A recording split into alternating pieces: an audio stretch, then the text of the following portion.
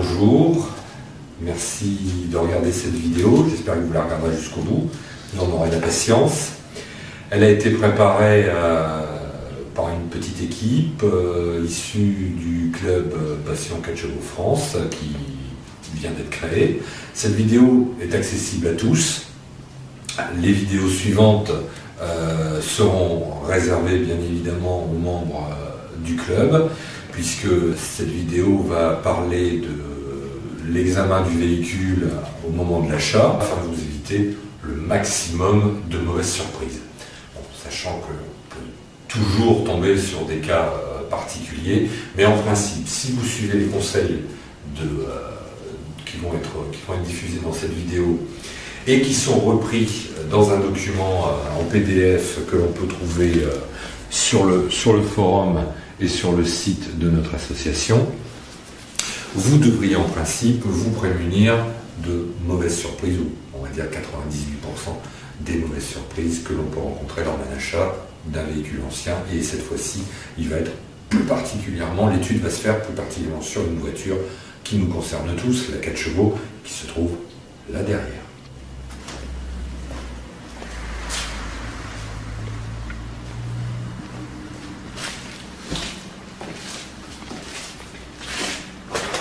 Je vous présente Marianne, la voiture qui va servir à notre étude. D'abord, quelques conseils préliminaires. Vous vous présentez au rendez-vous, le jour dit, avec ces documents qui vont vous servir de pense-bête. Ça vous évitera, comme je le disais tout à l'heure, les mauvaises surprises. Venez, si possible, accompagner d'au moins une personne, voire plusieurs personnes. Ça évitera les coups de cœur inconsidérés, lors de la discussion du prix, etc. Il vaut mieux être plusieurs, ou en tout cas supérieurs en nombre. Psychologiquement, c'est important lors d'une négociation. Lors de votre examen, ne vous laissez pas distraire par le vendeur. Et justement, l'intérêt d'être à plusieurs, c'est quelqu'un qui peut prendre la conversation avec le vendeur, tandis que vous continuez de façon concentrée votre examen sur le véhicule. Parce que certains vendeurs savent bien parler, parlent beaucoup, et vont vous distraire de votre but, du but de la venue à côté du véhicule. Si possible, ne faites pas comme on va le faire ici. Malheureusement, la météo n'étant pas avec nous, elle nous contraint à travailler dans le garage, mais si possible, le véhicule à l'extérieur. On voit beaucoup mieux les défauts à la lumière du jour, défauts de carrosserie notamment, à la lumière du jour qu'à la lumière artificielle des néons comme aujourd'hui. Et puis un petit détail, si lors de l'examen, à un moment donné, vous voyez que le vendeur semble un peu nerveux, il vous regarde, il arrête de parler, il a un comportement un peu spécial, continuez à inspecter ce que vous êtes en train d'inspecter. Il y a sûrement quelque chose de pas normal qui se passe et ça le rend nerveux. Voilà. Je vais passer rapidement, puisque c'est repris également dans notre document, sur les documents nécessaires à une bonne transaction. Donc on parle de la carte grise, si elle n'est pas là ou si elle est là, et si elle est là, au nom de qui elle est. On parle du certificat de situation, certificat de langage, si la voiture a fait l'objet de nombreux excès de vitesse, enfin, en tout cas ses précédents propriétaires. Le contrôle technique de moins de 6 mois, l'attestation d'assurance, le carnet d'entretien et ou le dossier de restauration si le véhicule a été restauré. Voilà. Vous voyez, je me sers du document comme pense-bête, comme je conseille à chacun de le faire. On va d'abord parler de la corrosion, examiner la corrosion de la carrosserie. Alors, j'ai une habitude, c'est qu'en règle générale, je commence par le côté conducteur et on va faire le tour de la voiture. Et vous allez vous rendre compte qu'on va le faire plusieurs fois, et ce qui n'est pas un mal en soi, ça permet toujours de voir des détails qui échappent au premier regard. Alors la porte du conducteur est ouverte, on a de la chance sur les modèles de 4 chevaux, la porte s'ouvre tout grand. Je vais me munir d'un outil précieux qu'il ne faudra surtout pas oublier pour le jour de la visite. Le premier outil précieux, la lampe de poche. Alors ici, on va faire une vérification. Donc on est côté conducteur. On fait une vérification du plancher, l'état du plancher. Alors, est-ce qu'il est possible de voir le plancher? Là, on est vraiment dans le cas d'une sortie de grange. Le véhicule a été sorti d'un hangar, n'a pas été touché jusqu'à maintenant. Donc c'est vraiment comme si on était dans le hangar. Donc on se rend compte que là, le tapis a été collé à de la moquette ou a été collé par la chaleur. Bon, donc on ne peut pas faire d'examen du plancher supérieur, du plancher, du triangle supérieur. Le triangle inférieur, on le verra par la suite. Et qu'est-ce qu'on recherche exactement? On recherche des traces de corrosion, des trous, des points de rouille. Bon, ça, on peut, sur un véhicule comme celui-ci, qui date de 55, on peut difficilement faire autrement que de découvrir des points de rouille. Mais ce qu'on cherche surtout, c'est les trous. Dans le plancher, dans le triangle. On l'appelle le triangle parce qu'effectivement, il a une forme de triangle, dans le triangle supérieur. Bon, là, malheureusement, on ne peut rien vérifier tel que c'est. Ça implique un démontage, donc on ne va pas le montrer dans cette vidéo, mais ça implique un démontage. Là, il faut passer une gamme de tournevis, de grands tournevis, souder et tout tirer. On regarde la porte. Alors, la porte, on a un panneau. Alors, ici, on est sur un modèle sport. Le modèle sport recèle un panneau de ce qu'on appelle, on peut appeler ça l'isorel, revêtu. Il recouvre le panneau de porte.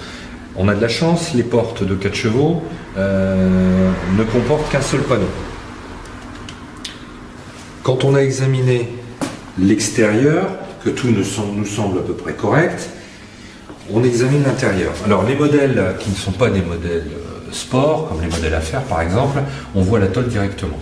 Néanmoins, même s'il y a le panneau, on peut sentir les bosses.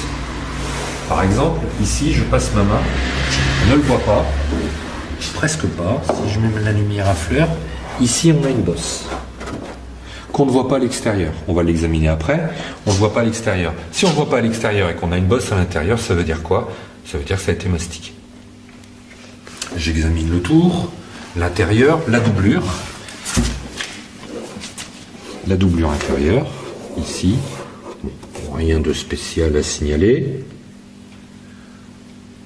L'ensemble de la porte, au niveau carrosserie, puisque on est bien d'accord, on est en train d'examiner la corrosion de la carrosserie.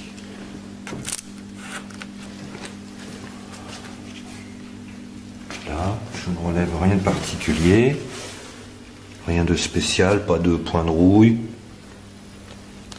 Ici. Peut-être derrière le joint? Ici légèrement. Bon, le joint est normalement collé, mais bon, par rapport à ce qu'on a déjà vu sur ce genre de véhicule, ça peut aller. Donc on retient une cabosse ici. Les doublures sont a priori correctes.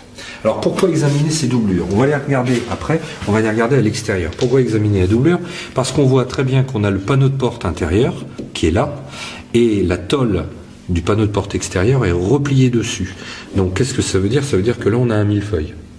Un millefeuille de tôle, tout le monde sait ce que ça veut dire, c'est de la rouille dedans. Donc ce sont les endroits les plus fragiles des éléments mobiles de la carrosserie.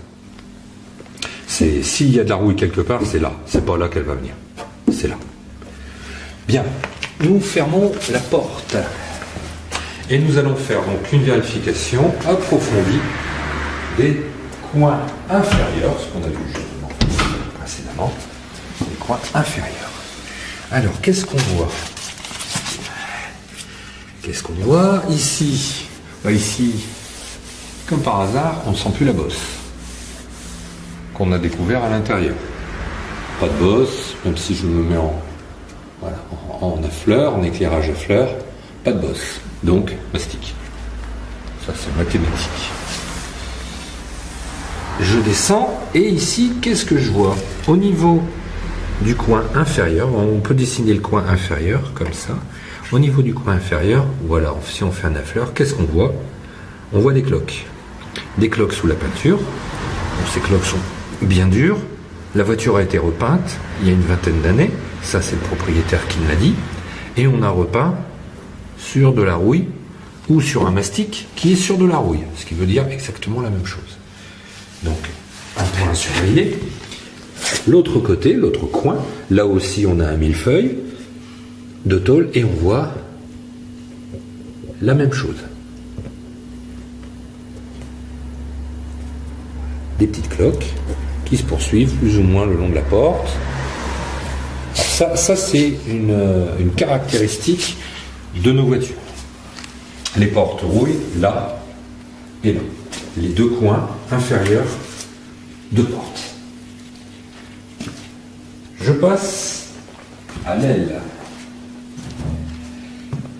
Examen. Alors c'est pareil, examen rapide de l'aile. Bon, si la voiture est propre, c'est mieux. Alors à l'aile, on va regarder 2 ou 3 points particuliers. Par exemple, celui-ci. Ça, c'est un endroit qui, comme les bas de porte, rouille très facilement. Quand on regarde avec les doigts, parce qu'il ne s'agit pas de regarder avec les yeux, on regarde avec les doigts l'intérieur, le passage de roue.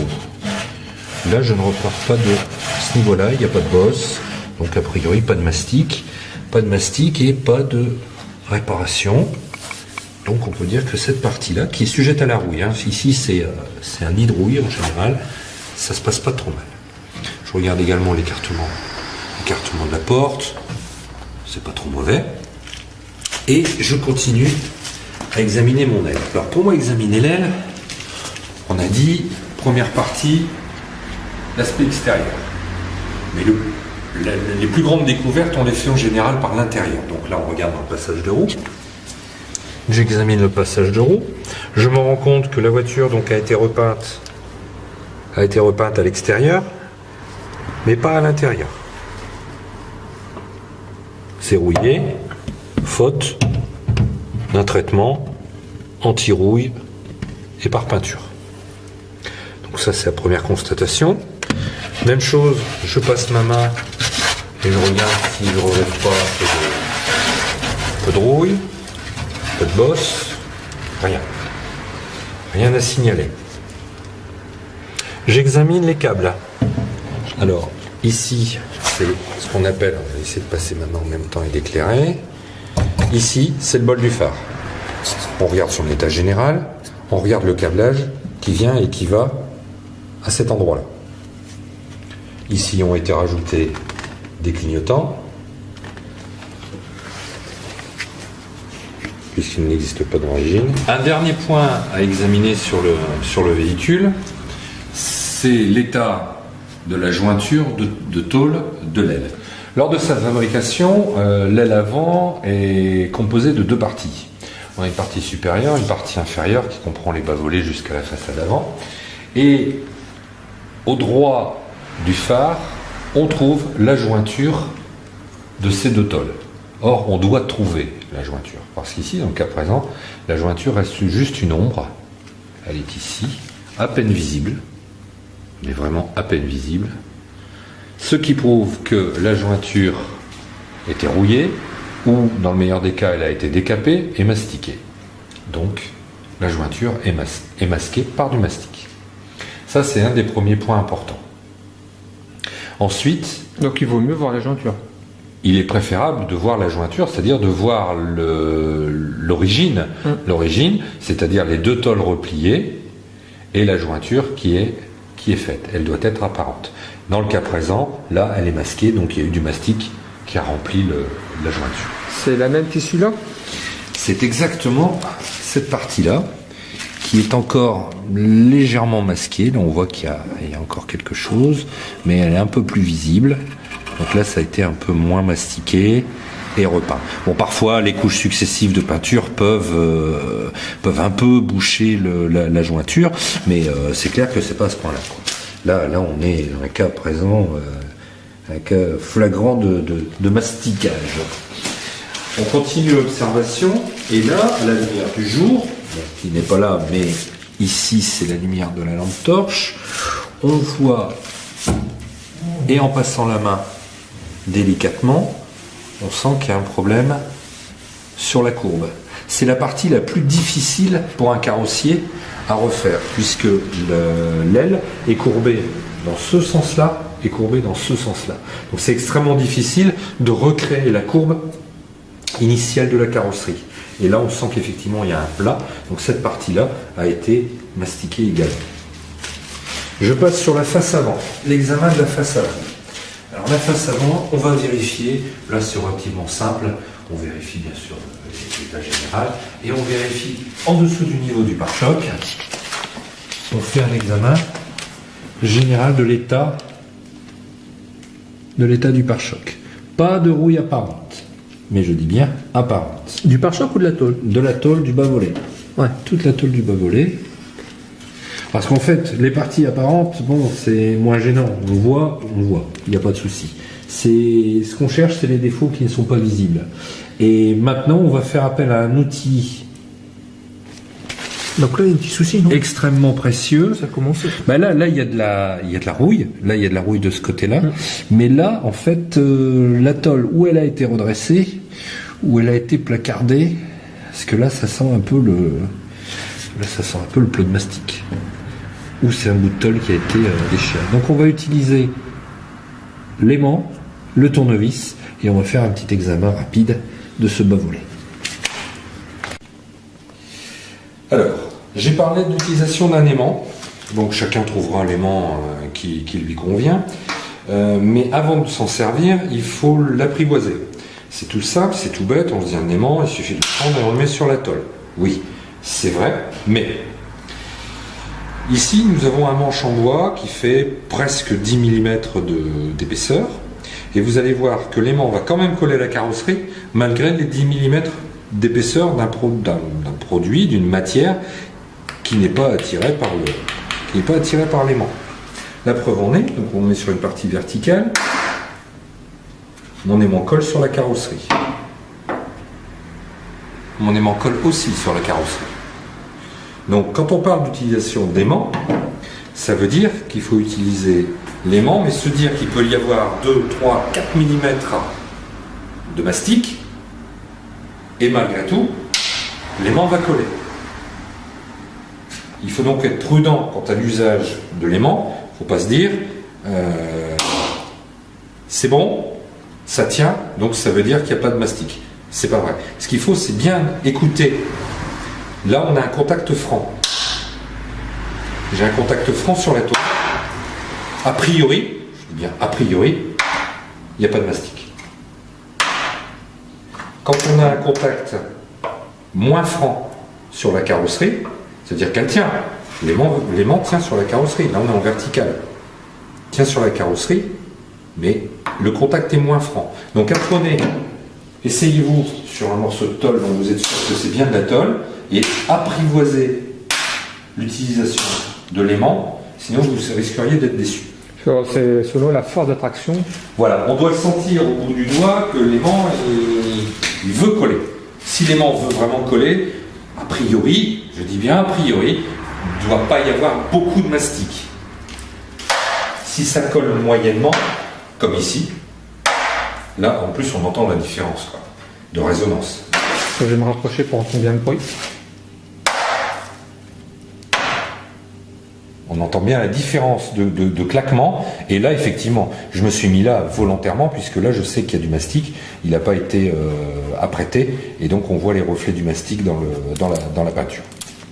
Donc, on va utiliser le tournevis et l'aimant pour faire un petit examen du bas-volet. Il ne s'agit pas de rayer la peinture de la voiture de monsieur le vendeur, mais néanmoins de faire un examen attentif de ce bas-volet qui est sujet à la rouille. Bon bah là c'est clair. Là il y a du mastic. Il n'y a pas 1 centimètre, c'est clair, mais là il n'y a vraiment pas d'attirance forte, comme là par exemple. Là je sens une attirance forte, là c'est moyen. Là il y aurait bien 4-5 mm. Il y aurait bien 4-5 mm de mastic. Ça ne serait pas plus surprenant que ça. Ah bah oui, il n'approche même pas. Là, on a le paquet, quoi. Voilà. Et ici, regardez bien, ici, L'aimant cherche la tôle et il tient pas. Il la trouve pas parce que là on a au moins 1 cm de mastic à cet endroit-là. Voilà. On continue l'examen du véhicule. Je vais reprendre ma liste, c'est les grosses bêtes. Après la façade avant, l'état du bas-volet. Et je précise bien, n'hésitez pas à faire passer l'aimant le long des bas-volets. On vient d'en faire l'expérience, on sait pourquoi. On s'attaque au coffre avant. On va ouvrir le coffre. Tac.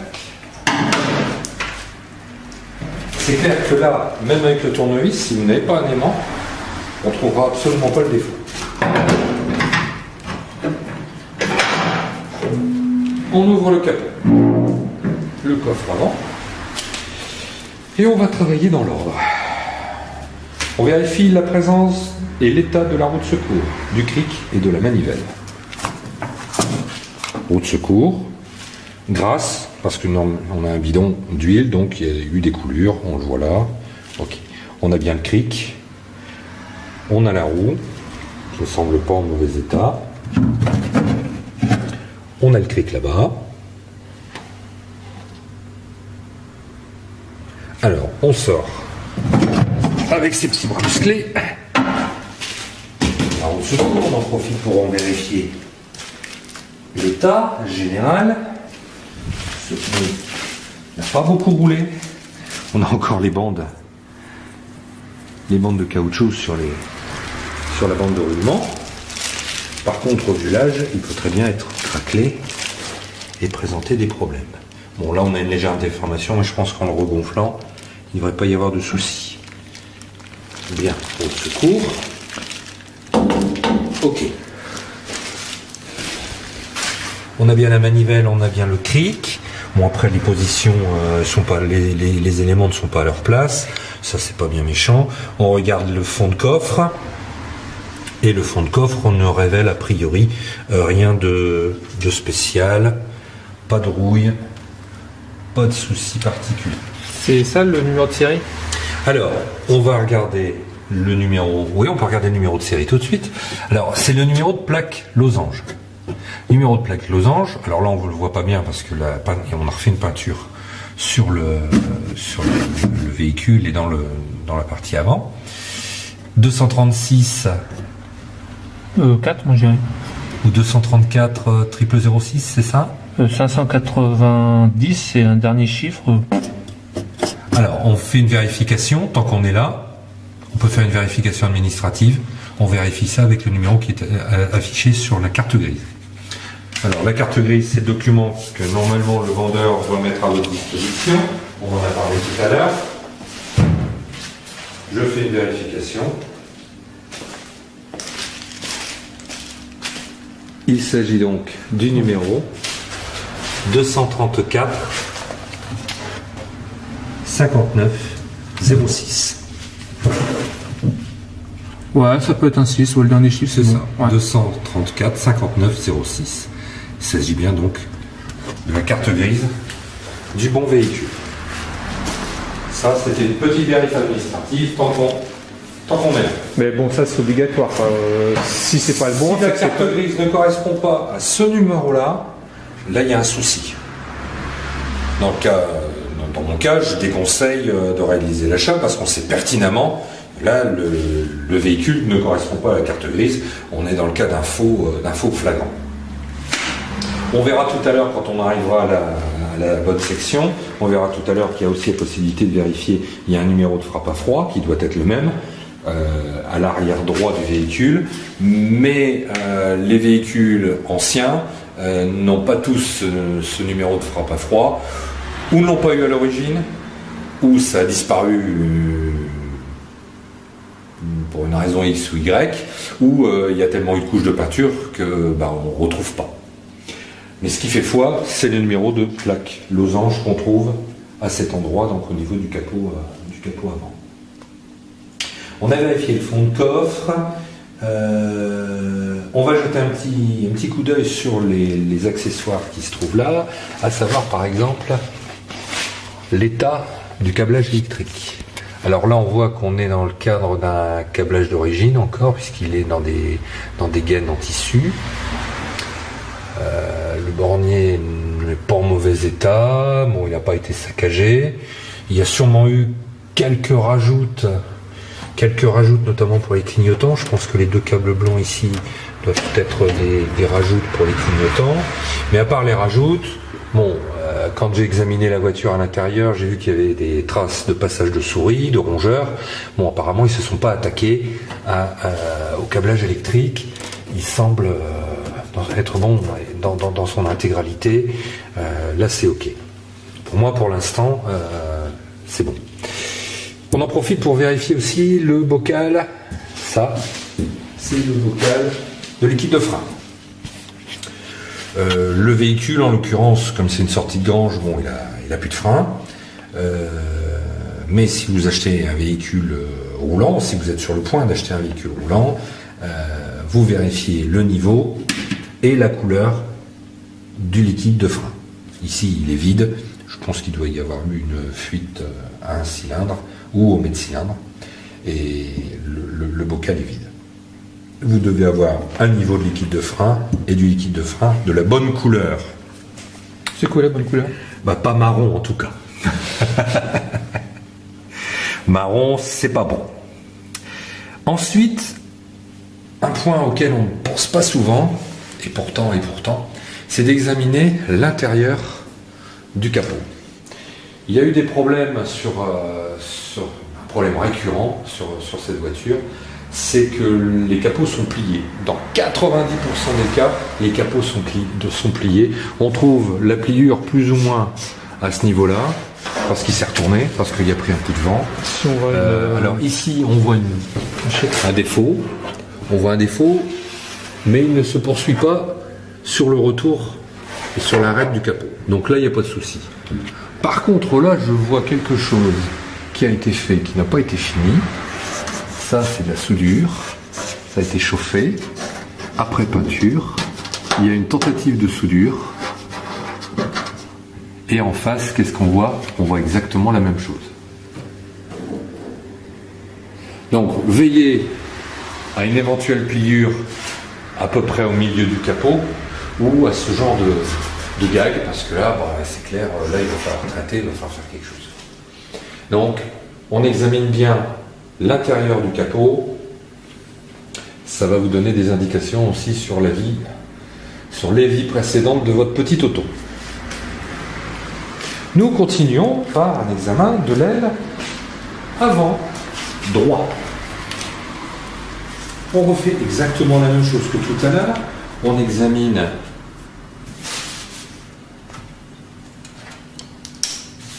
la partie la plus difficile à reprendre pour un carrossier, c'est cette partie-là. Et là, on a encore des défauts. Pas visibles, mais dans le cas présent, pour voir le défaut d'une carrosserie, vos yeux ne serviront à rien. Servez-vous de vos mains. Même si on les salit, c'est pas grave.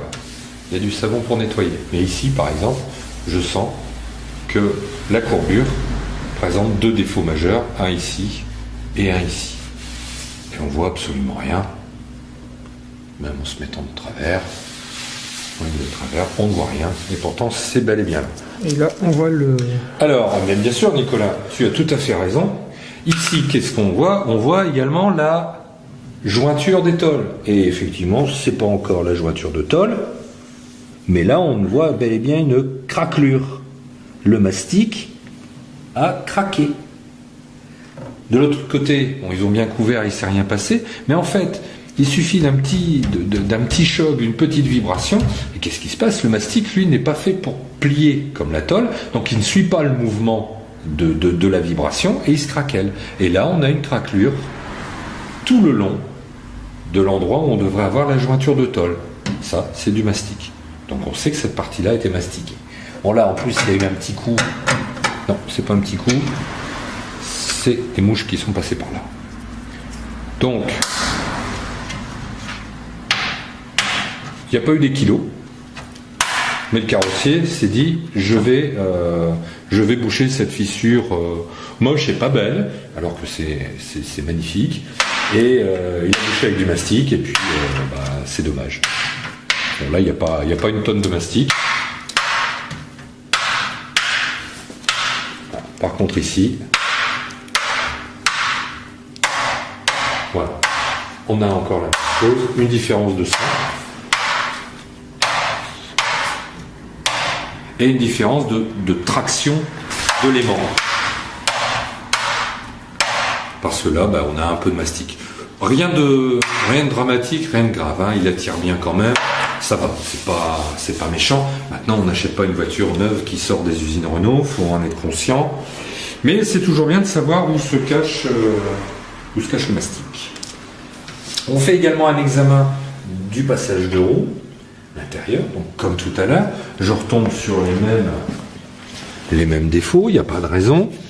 L'intérieur est totalement rouillé, c'est superficiel, hein, rien de méchant, mais simplement parce que le carrossier a repeint la voiture, mais il n'a pas trouvé bon de repeindre l'intérieur. Donc la rouille s'installe petit à petit.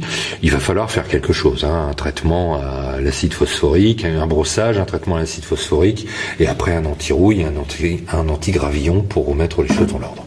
Le passage de roue a été peint, il est dans son bleu. Il est peut-être non, il n'est pas dans son bleu d'origine. Donc là, par contre, le passage de roue, la doublure a été peinte. Je revérifie avec le bout de mes doigts. Ah, par contre, ici, on sent, alors là, malheureusement, je ne peux pas vous le faire partager, mais ici, je sens bel et bien des bosses. Je sens des bosses à l'intérieur, et là, il n'y a rien d'apparent. Sauf un léger défaut qu'on voit ici, une petite arête, très légère, je ne sais pas si ça se verra à la caméra, une petite arête, ici et là, qui laisse présager qu'effectivement, il y a eu du mastic. Et de toute façon, c'est indéniable parce que là, quand je passe ma main, je sens une bosse à l'intérieur. C'est clair, hein, c'est frappant. Ouais. Donc, on sent une bosse de ce côté-là, et là, on ne sent pas de trou. Pourquoi ? Parce que le trou a été bouché au mastic. Voilà.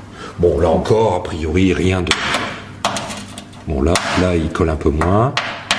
Bon, rien de dramatique, mais il y a eu masticage. Hein. Il y a eu masticage. Là, on entend bien claquer. Ici, beaucoup moins. Là, ça revient. Donc là, il y a eu un peu de mastic. Pas 10 kilos, mais un petit peu quand même. On va poursuivre l'examen. Toujours, hein, on fait le tour de la voiture. Donc on va poursuivre l'examen par la porte passager. Et on va refaire exactement la même chose qu'à gauche. On ouvre la porte passager. On ne respire plus. Là, on a quand même un léger problème de bestiole. Et on est censé examiner le triangle. Je peux pas. Mais on refait la même chose que de l'autre côté. Examen du triangle. Examen du plancher. On cherche la rouille. Essentiellement les trous. On va maintenant regarder au niveau du passage de roue. Un des points très sensibles de la voiture, parce que les passages de roue recèlent les systèmes de ventilation supérieurs, qui sont ici, les ouïes, ce qu'on appelle les ouïes de chauffage.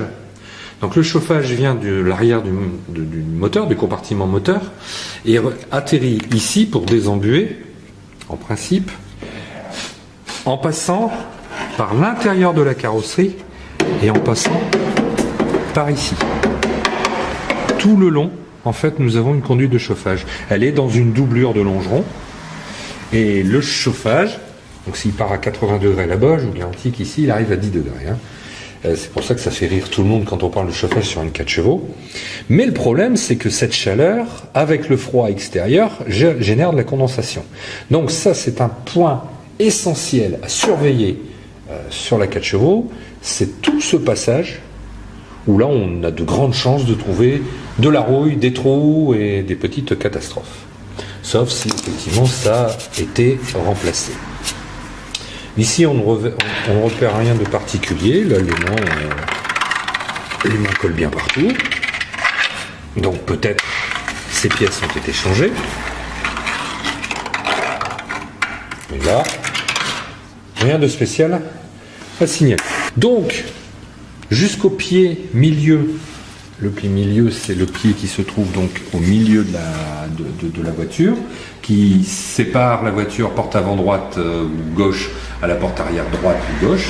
Ici, le pied milieu. En principe, au niveau du pied milieu, il n'y a rien de particulier à surveiller, sauf que là, on a un joli nid de frelons, un ancien nid de frelons. Mais à part ça, il n'y a pas de raison qu'il y ait de la rouille qui vienne à cet endroit-là. C'est pas un point spécifique à surveiller.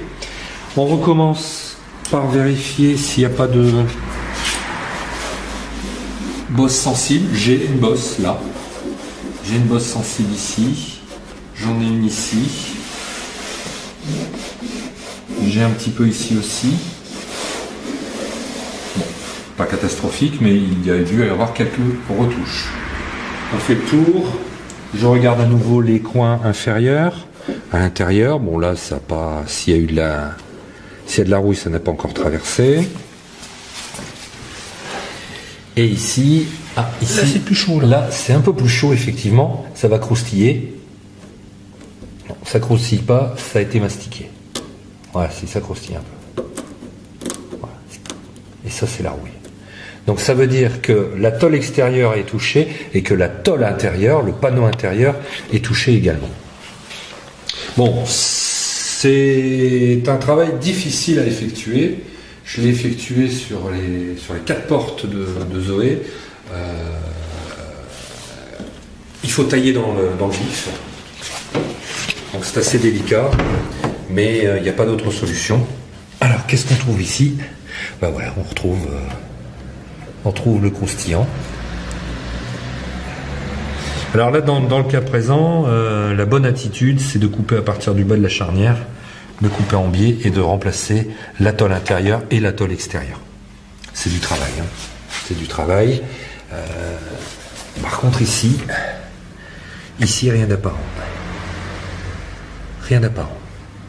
Alors que de l'autre côté, c'était là le croustillant. Donc là, c'est parce que c'est la partie intérieure de la porte qui a pris le plus. Et là, c'est le panneau extérieur. Même chose pour la porte arrière. On a les mêmes soucis. Hein, voilà, je me mets bien comme ça pour bien faire apparaître les bulles. Donc ça, c'est ou la rouille qui apparaît sous la peinture, parce qu'il n'y a pas eu de traitement, ou un mauvais traitement, ou un traitement inadéquat, ou on a purement et simplement mastiqué sur la rouille. Donc dans ce cas-là, ça revient très très très rapidement. Là, je pense que la voiture, heureusement que la voiture était stockée à l'abri et au sec et dans un pays sec, parce que si c'est par chez nous, il est clair qu'elle ne va pas rester comme ça très longtemps, elle va vite reprendre la rouille. On a examiné le pied milieu, on va examiner le pied milieu en ouvrant la porte. Donc les portes arrière sont en général moins sensibles, hein, la rouille, c'est surtout les 2 portes avant. Alors là, on est reparti, on fait un examen. Bon là, oui, effectivement, il y a de la trace de rouille. Mais là, c'est effectivement derrière, il y a plein de cloques. Hein. Donc, ça confirme. Je passe ma main pour voir s'il y a des bosses. Il y a quelques bosses. Donc, bon, les bosses ont été reprises en mastic. Et ici également, le coin inférieur, on a un petit trou. La rouille commence à faire son job. Du côté intérieur. Moins de l'extérieur, mais du côté intérieur.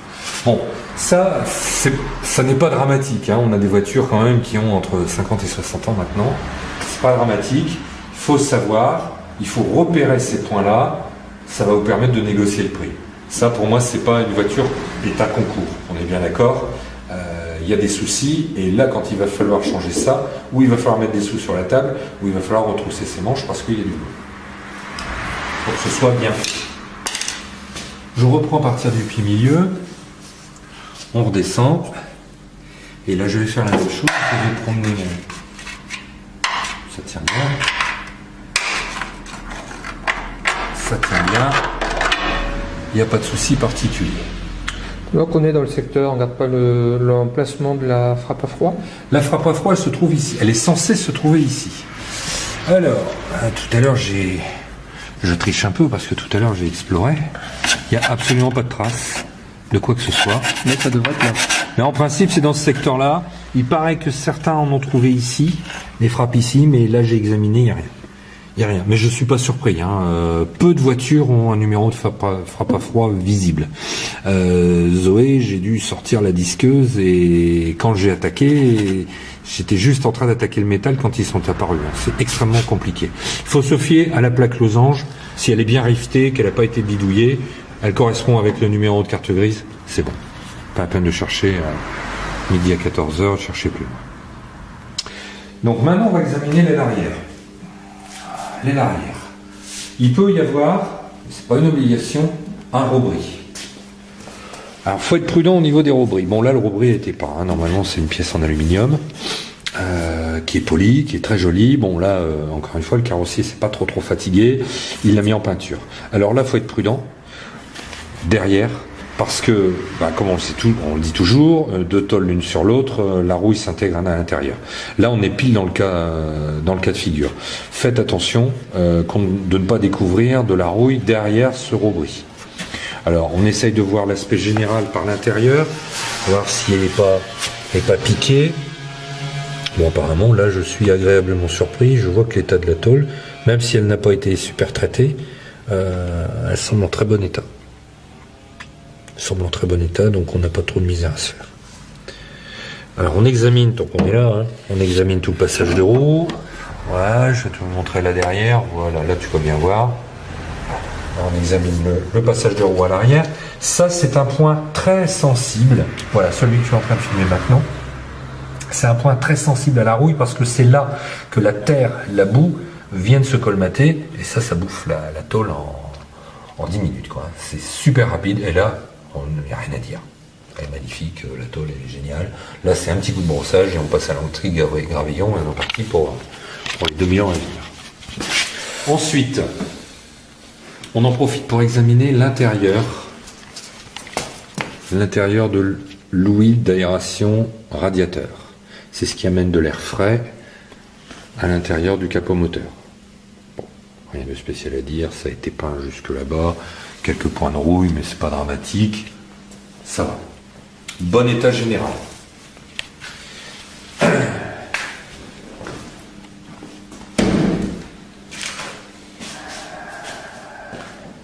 On passe maintenant au capot moteur. Alors, on est toujours dans la vérification de la carrosserie. Donc, on s'occupe du capot moteur. On va lui mettre sa petite béquille. C'est l'occasion pour en profiter pour voir si effectivement tous les éléments sont présents, les éléments de carrosserie, et on examine le capot moteur. Rien de spécial, il a été repeint comme le reste. Bon, un peu de rouille apparente là, mais rien de dramatique, ça va, c'est bon, c'est ok. Et maintenant que le capot moteur est ouvert, on va inspecter quelque chose qui, comme les ailes, subit les outrages du temps. C'est la doublure de la jupe arrière. Alors ici, la doublure de la jupe arrière, c'est cette partie-là. Cette partie ici. Alors là, comme c'est de la carrosserie, mais que ça n'est pas peint, c'est un élément intérieur, n'hésitez pas à utiliser votre tournevis, parce que quand c'est pourri, là, c'est la misère. Bon, là, il faut être clair. Il y a quelques taches de rouille, mais c'est vraiment pas rédhibitoire. C'est en bon état. Il n'y a pas de souci. La doublure est en excellent état. C'est parfait. C'est parfait. Alors, puisqu'on a examiné la doublure de jupe arrière, on va examiner la jupe arrière.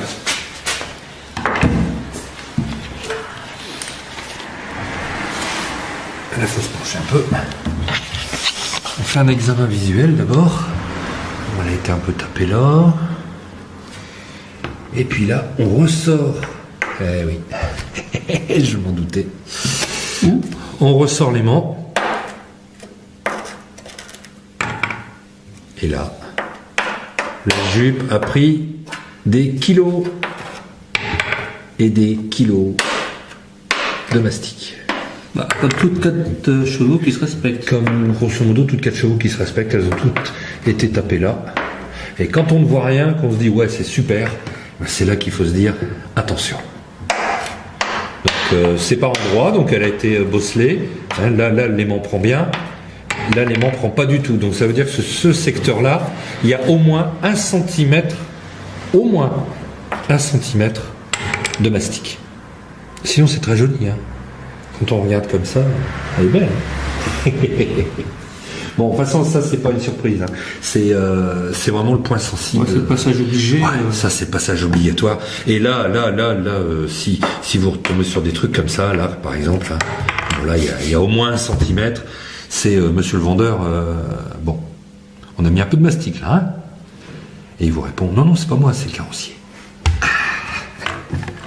Bien, donc pas de surprise. J'aurais été vraiment surpris si on était tombé sur une jupe en bonnet.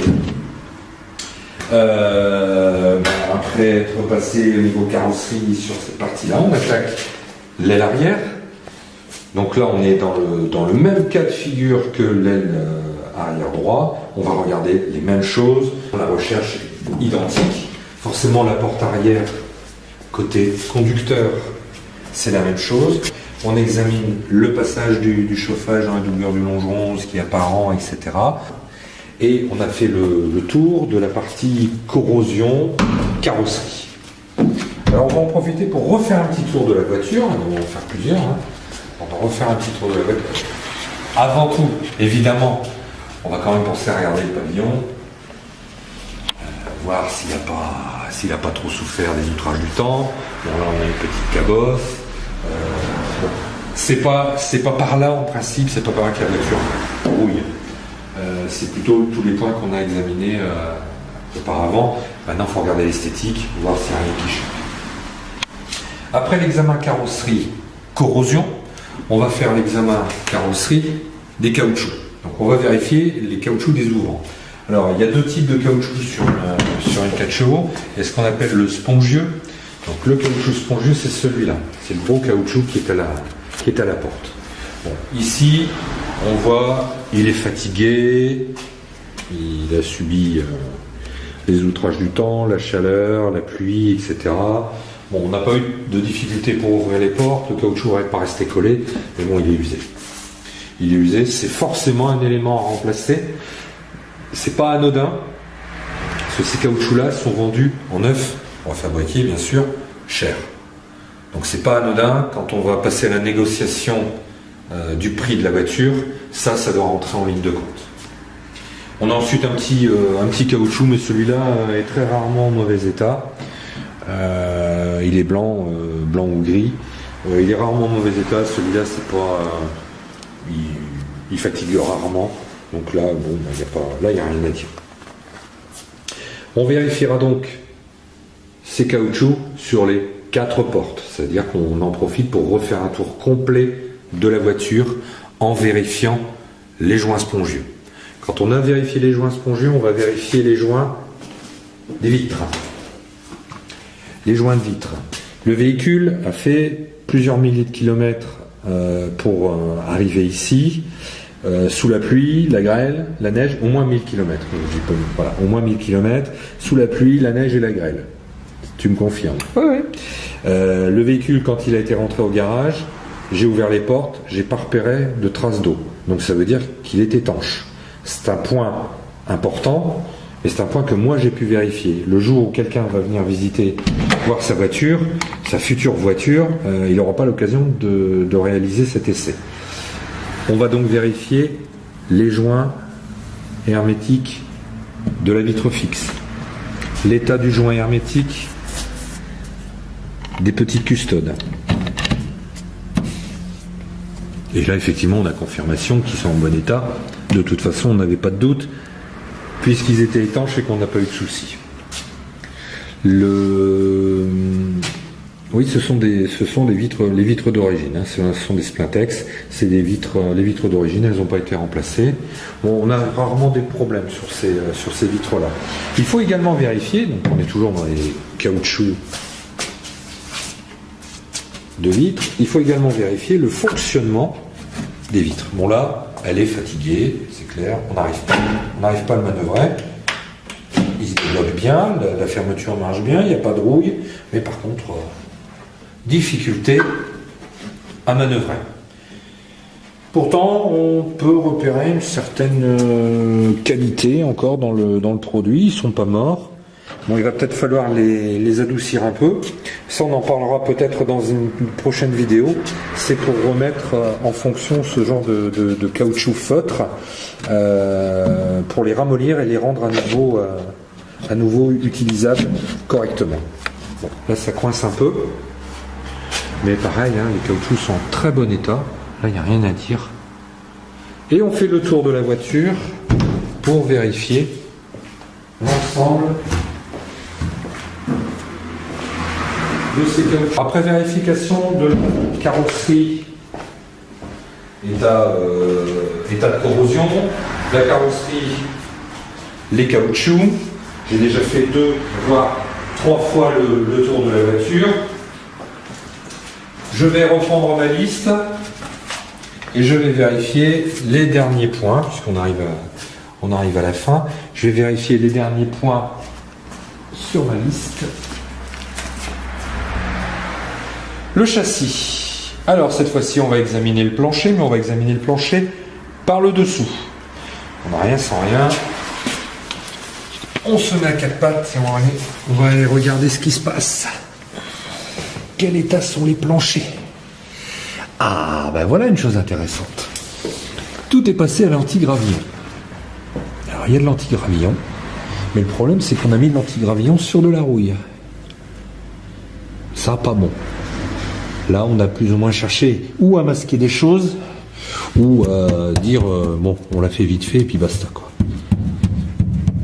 Si vous avez le tournevis sous la main, vous donnez des coups de tournevis, là, il n'y a pas de danger. Si ça passe à travers, c'est de toute façon, c'est reparti.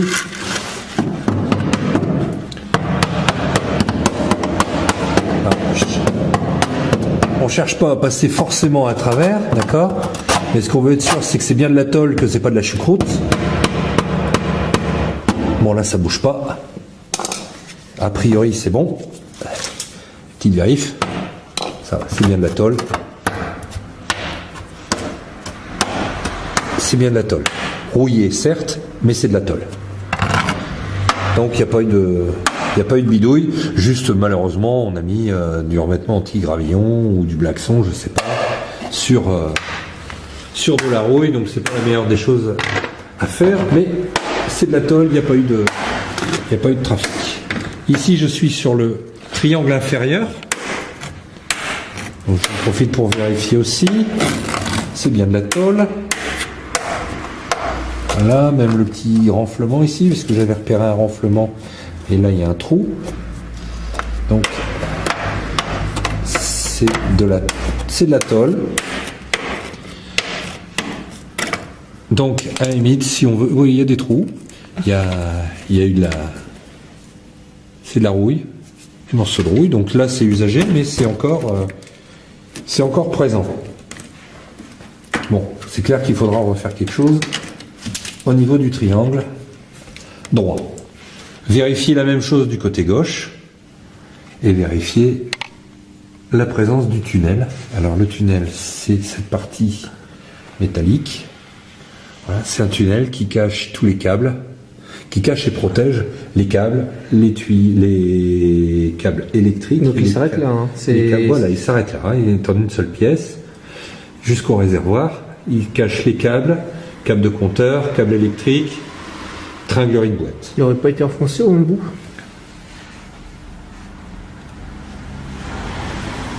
Ouais, il y a peut-être eu quelque chose, on a peut-être glissé un transpalette en dessous, maladroitement. Mais bon, ça prouve l'utilité, justement, l'utilité du tunnel, parce qu'il est là pour protéger la câblerie. Bon, on en profite pour jeter un petit coup d'œil sur les cylindres blocs. C'est là, par exemple, que je me rends compte que les cylindres blocs ici ne sont pas d'origine. Ça, ce sont des cylindres blocs qui ont été refabriqués, qui ont été installés lors de la remise en route de la voiture il y a 25 ans. Bon, ça, c'est parce que je connais l'historique. Donc, effectivement, après avoir discuté avec le vendeur, je sais qu'il y a eu des choses qui ont été faites et effectivement, les cylindres blocs, c'est pas ceux d'origine. Bon, le reste, pareil, là, les butées sont en excellent état, il n'y a absolument rien à dire. de ce côté-là. Et on fait ça aux quatre coins. Et on fait ça bien évidemment tout le long de la voiture des deux côtés. On regarde. Attends. Ah bah l'état du manchon, c'est pareil. Ah oui, ça en fait partie. C'est parce que j'avais un doute. Ça en fait partie. Donc l'état des longeons aussi. Alors, ensuite, on va s'occuper de l'intérieur. On va faire un petit examen. Bon, ici, il va être rapide parce qu'effectivement, encore une fois, on est dans le cas d'une sortie de grange, donc c'est assez particulier. Bon, on regarde s'il y a une présence des sièges. On regarde l'état des sièges. Donc là, il y avait des housses. J'ai retiré les housses pour voir si on a ce simili jusqu'au bout et en bon état. Bon, là, on a une cassure. Quelle que soit la voiture, s'il y a des housses, vous retirez au moins une housse pour voir comment c'est dessous. De préférence, enlevez la housse du siège passager, du siège conducteur. On enlève la housse du siège conducteur parce qu'en général, c'est celui qui subit le plus la fatigue.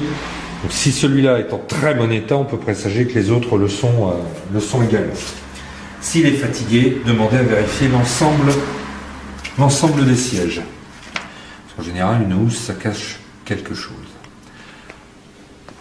Vous vérifiez s'il y a un système de réglage, donc là, toujours correspondant au modèle du véhicule. Là, c'est une Primo 55, donc on n'a pas de système de réglage chez le passager. Par contre, on a un système de réglage chez le conducteur. D'où l'intérêt de connaître un petit peu le modèle que vous allez voir. Renseignez-vous avant, n'hésitez pas à vous connecter sur le site ou sur le forum de l'association. On vous donnera tous les renseignements nécessaires, on vous dira quels sont les équipements, de quel type de voiture, pour quelle année. Et partez avec un maximum de renseignements, c'est pas le vendeur qui va vous apprendre à quoi doit ressembler la voiture qu'il est en train de vous vendre. Vous allez tester tous les systèmes d'ouverture et de fermeture, bien sûr, intérieur. En faisant nos vérifications tout à l'heure, on a ouvert la porte de l'extérieur, donc on sait que ça fonctionne. Par contre, à vérifier de l'intérieur, la manette fonctionne, c'est bon. Vous faites ça sur les 4 portes. Ça permet de vérifier que, effectivement, vous avez toutes les manettes. Là, on a, là-bas, on a, mais là-bas, la manette côté conducteur, porte avant droite, avant gauche, elle est cassée. Objet à négocier. Bon, ça se trouve facilement, c'est pas bien cher, mais quand on veut vendre une voiture, en général, on la met en bon état. Donc, ce sont des remarques à Oui, pour une voiture roulante. À noter pour un véhicule roulant ou à l'arrêt. Ouais. Une poignée de porte manquante, c'est une poignée de porte manquante. Même si c'est pas bien cher sur le marché actuel, ça fait toujours un investissement supplémentaire à faire. Ensuite, on regarde. On est censé regarder. Là, on va sourire un peu. On est censé regarder l'état du ciel de toit et de vérifier si on n'a pas de traces d'humidité. Bon, moi je vous dis qu'on n'a pas de traces d'humidité. Mais ça, ce sont les rongeurs qui ont fait des nids là-haut. Mais il n'y a pas de traces d'humidité puisque, encore une fois, quand la voiture est arrivée, j'ai regardé tout de suite si on n'avait pas d'eau. On n'avait pas d'eau. On regarde également au niveau du joint arrière s'il n'y a rien de visible. Donc sur un véhicule en bon état, s'il y a des traces d'humidité, elles seront visibles. Et à l'avant, idem. Au niveau de la clé du tableau de bord.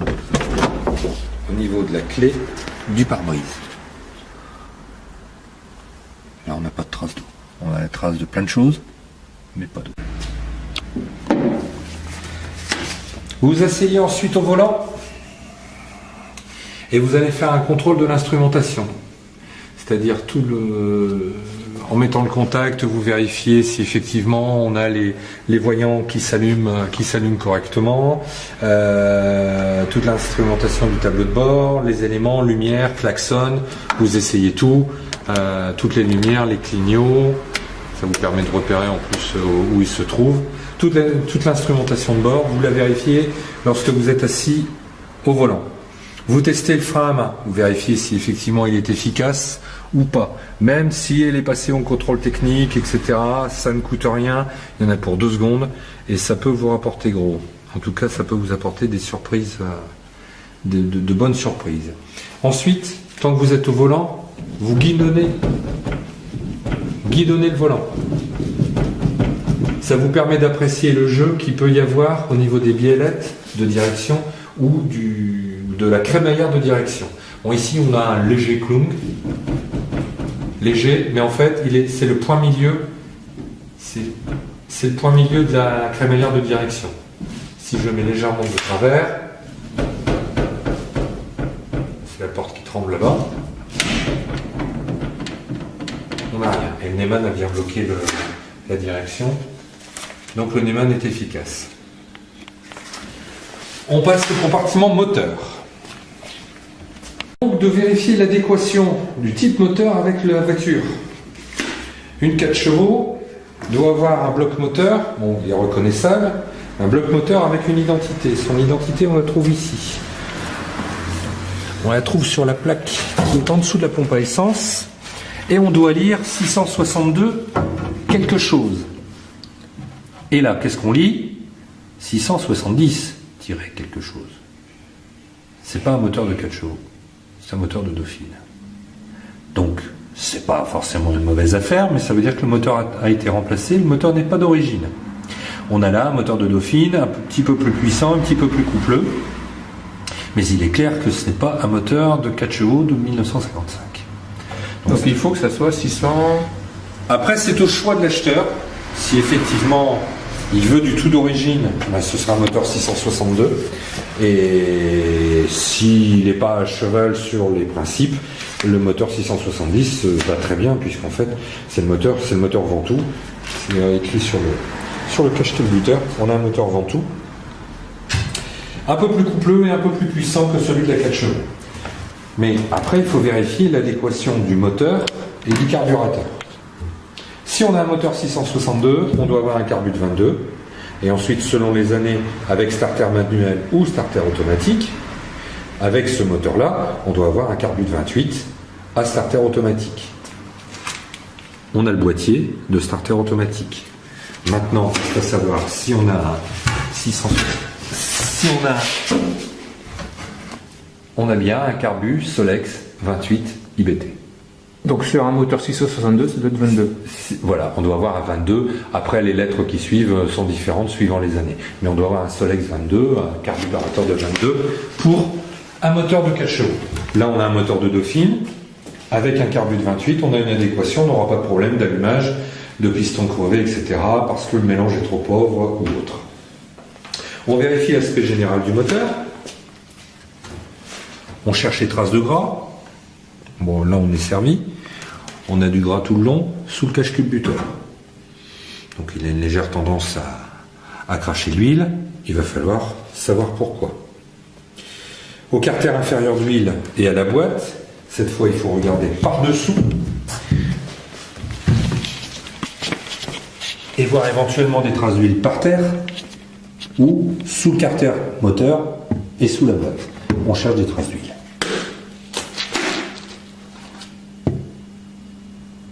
Et il y en a, puisqu'on a bougé le véhicule tout à l'heure, et on a vu qu'il y avait des traces d'huile par terre. Donc nous avons des fuites d'huile. On vérifie l'état des durites. Donc tous les caoutchoucs. Durite. Celle-ci est en très mauvais état. Ah, celle-là, elle est sectionnée. Carrément. Elle est craquée. Si je tire dessus, elle craque. Hein. Elle est morte. C'est la durite de refroidissement. On vérifie toutes les autres durites, y compris celles de ventilation. Bon, celles-là ont été remplacées, elles ne sont pas d'origine.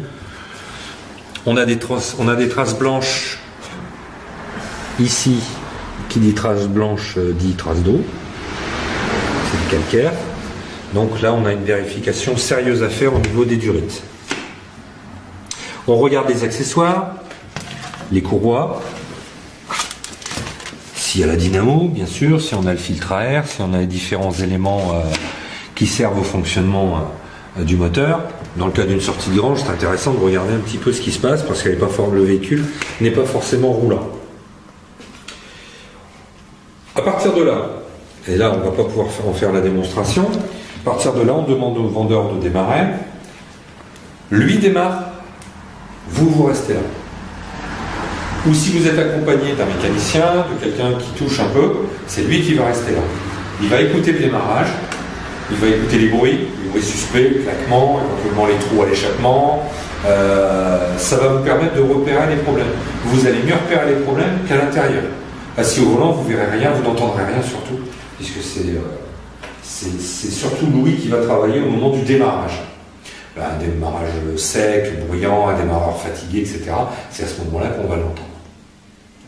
À partir de ce moment-là, on va pouvoir demander un essai routier.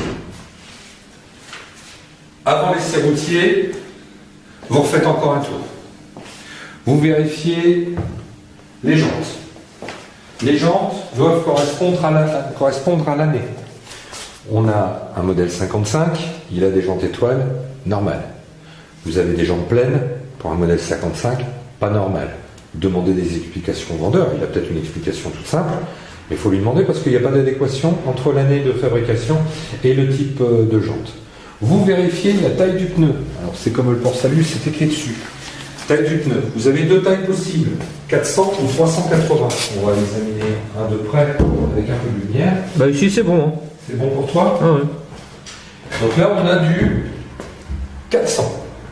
C'est la mauvaise nouvelle, entre guillemets, puisqu'en 400 on est obligé d'acheter des Michelin collection à un prix déraisonnable. Si vous tombez sur du 380, vous êtes heureux, vous pouvez vous fournir en pneus neufs de cette taille-là à peu près 30 € en copie japonaise. Vous vérifiez l'état des pneus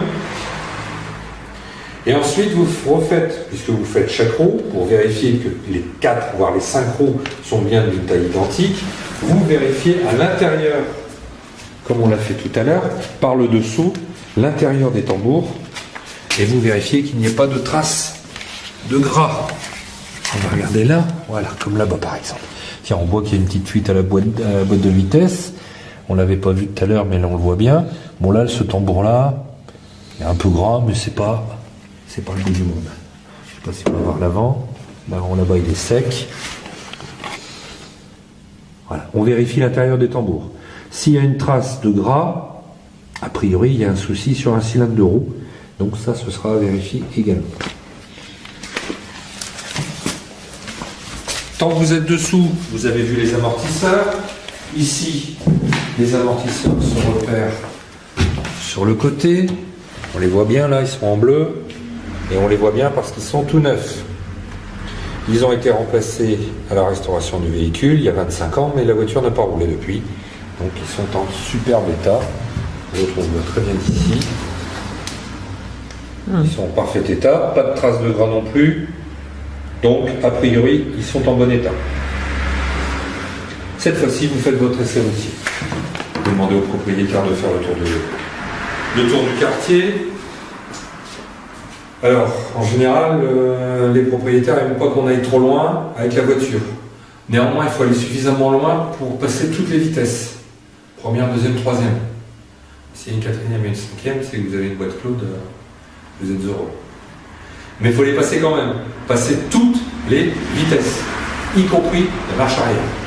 Donc même si maintenant on a des jolis ronds-points pour faire demi-tour, ben on n'a qu'à tourner. La marche arrière, c'est quand même un point important de la voiture. Si on n'a pas, ça va vous poser quelques soucis dans la vie.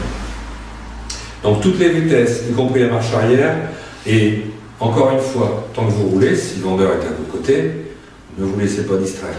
Vous êtes dans la voiture, pas forcément pour écouter, raconter sa vie, mais pour écouter la voiture. Donc écoutez le comportement routier, les grincements, les couinements, les claquements. Tout peut être un indicateur de quelque chose que peut-être on n'a encore pas vu. Malgré l'examen super attentif, Louis va encore travailler à ce moment-là, c'est pas le moment de discuter. Quand vous avez fait l'examen de la voiture, si vous voulez négocier le prix, là après vous pouvez discuter tant que vous voulez. Mais c'est pas au moment de l'essai routier, et pendant tout le test, c'est pas à ce moment-là qu'on discute. À ce moment-là, on est concentré sur ce qu'on voit.